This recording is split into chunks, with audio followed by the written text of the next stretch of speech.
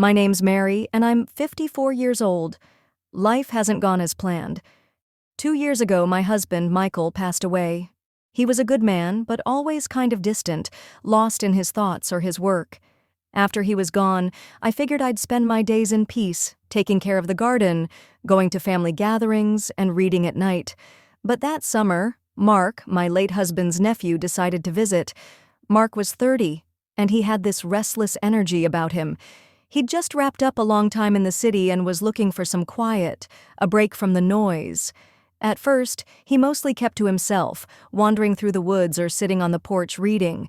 But gradually, we started talking. Not about anything serious, just little things that turned into bigger ones. He had a way of asking questions that made me feel seen, really seen, in a way I hadn't in years. One afternoon, I was struggling with an old, creaky fence in the garden when Mark came over to help. He worked quietly but with purpose, and I noticed how different he was from Michael. Michael was always somewhere else in his mind, but Mark was fully present, paying attention to the task and to me.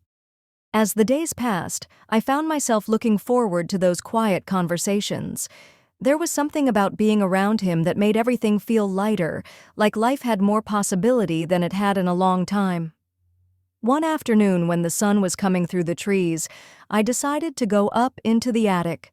It was one of those projects I'd put off forever. Too many old memories, too much dust. I tied my hair back and started sorting through the boxes. Mark appeared in the doorway, his shirt soaked with sweat from the heat. "Need some help?"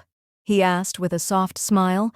Before I could answer, he was in the room, picking up a heavy trunk as if it were light as a feather.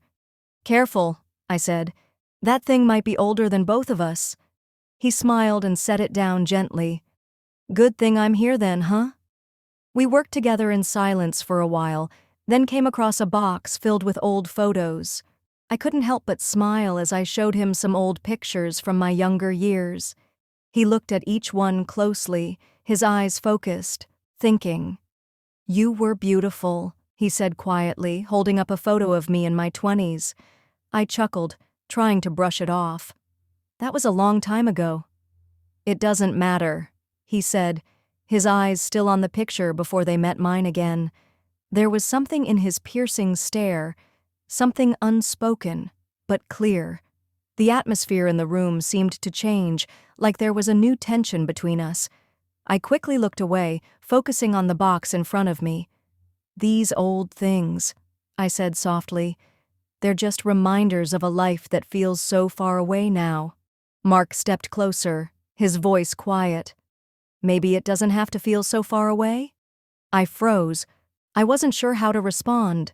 His words hung in the air, heavy and unexpected. "Mary," he said gently, his hand brushing mine as he reached for another photo. "You don't have to do this alone. Just because someone you loved is gone doesn't mean life stops." I looked at him, my heart racing. There were so many things I wanted to say, but no words came. I just nodded, letting his words settle over me. That night, the house felt emptier than usual. Mark went out for a walk, leaving me alone with my thoughts. I sat on the porch, holding a cup of tea, watching the sun disappear behind the hills. My mind kept going back to the attic and to Mark's words. They had stirred something inside me, something I hadn't felt in years. When he came back, his face was red from the cool evening breeze. He sat across from me, looking thoughtful. "Are you okay?" he asked, breaking the silence. I nodded, though I wasn't sure if I was. "Just thinking." "About what?" he asked, curious. I paused for a moment, then decided to be honest. "About what you said earlier, about not having to do this alone." Mark leaned in, elbows on his knees, his expression serious. "I didn't mean to overstep," he said softly. I see what you've been through. I know what that feels like." "Do you?" I asked, surprised. He nodded slowly, his face full of understanding. "Losing people. It changes you. You feel like you have to carry everything on your own." "You don't have to, Mary," he said softly, his voice earnest. There was something in the way he said it, almost pleading, that made me believe him. For the first time in what felt like forever, I felt a little of the weight on my shoulders lift. We sat there in silence for a while, the quiet between us peaceful, almost comforting. When he finally stood to leave, he paused for a moment. "Good night, Mary," he said gently. "Good night, Mark," I replied, watching him disappear into the house. The next day, I found myself looking for reasons to be around him. Whether it was fixing things around the house or pulling weeds from the garden, I felt drawn to his presence in a way I couldn't explain. One afternoon, as we planted flowers along the fence, I asked him about his life in the city. He talked about long work hours, feeling out of place, and a need for something more. "Is that why you came here?" I asked. He nodded, his hands covered in dirt. "I guess I was hoping for some clarity, or maybe just peace." I smiled, knowing exactly what he meant. "You've come to the right place for that." He looked up at me, his green eyes searching mine. "Have I?"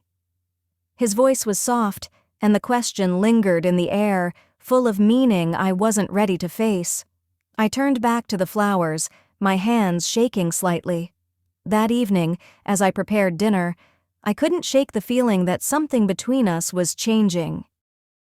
Mark sat at the kitchen table, flipping through an old photo album I had left out earlier. His fingers moved carefully over the pages, pausing every now and then to study a picture. "Is this your wedding day?" he asked, holding up a photo of Michael and me standing outside the church.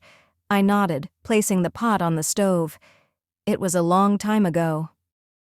"You look happy," he said, his tone softer now, almost like he was trying to figure something out.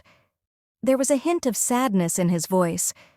"We were," I said quietly, still focused on chopping vegetables, "in our own way." He closed the album, leaning back in his chair, his eyes fixed on me. "And now?" I stopped chopping and turned to face him. "Now? I'm figuring out what comes next." Mark's eyes softened, and for a moment we sat in silence. It wasn't uncomfortable, just heavy, like we both knew there was something unsaid between us.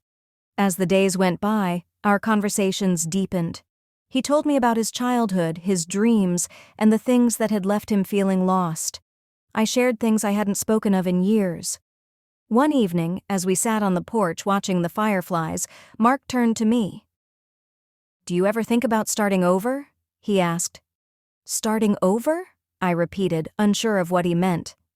"Yeah," he said, "leaving the past behind, finding something new, someone new." His words caught me off guard, but I didn't look away. "I don't know," I admitted. "I've always thought it was too late for that." "It's never too late," he said quietly, his stare steady. The turning point came on a rainy afternoon. The storm had come in fast, and we found ourselves stuck inside. I was sorting through some old books in the living room when Mark joined me. "Need help?" he asked, his voice warm. I smiled. "Sure, these can go in the donate pile." As he knelt beside me, our hands brushed briefly. The touch was light, but it sparked something in me, a reminder that I was still alive, still capable of feeling. "Mary," he said softly. I looked up, meeting his piercing stare. His green eyes were filled with something I couldn't quite name, something that made my heart race. Before I could respond, he reached out and took my hand. "You're not alone," he said firmly. "Not anymore." And just like that, the walls I had spent years building around myself began to fall. The days that followed were a mix of clarity and confusion. Mark and I had crossed a line, one that neither of us fully understood, but there was no denying the comfort and spark his presence brought to my life. One crisp autumn morning, as the leaves began to fall in golden waves, Mark and I decided to take a walk through the woods. The silence between us was warm, not heavy, as if words weren't needed. At one point, we stopped in a small clearing. He turned to me, his expression thoughtful. "Mary," he started, his voice uncertain. I raised an eyebrow, signaling him to continue. "I've been thinking," he said, hesitating for a moment. "I don't know where this path leads." He motioned between us. "But I know I don't want to walk it without you." My heart skipped a beat.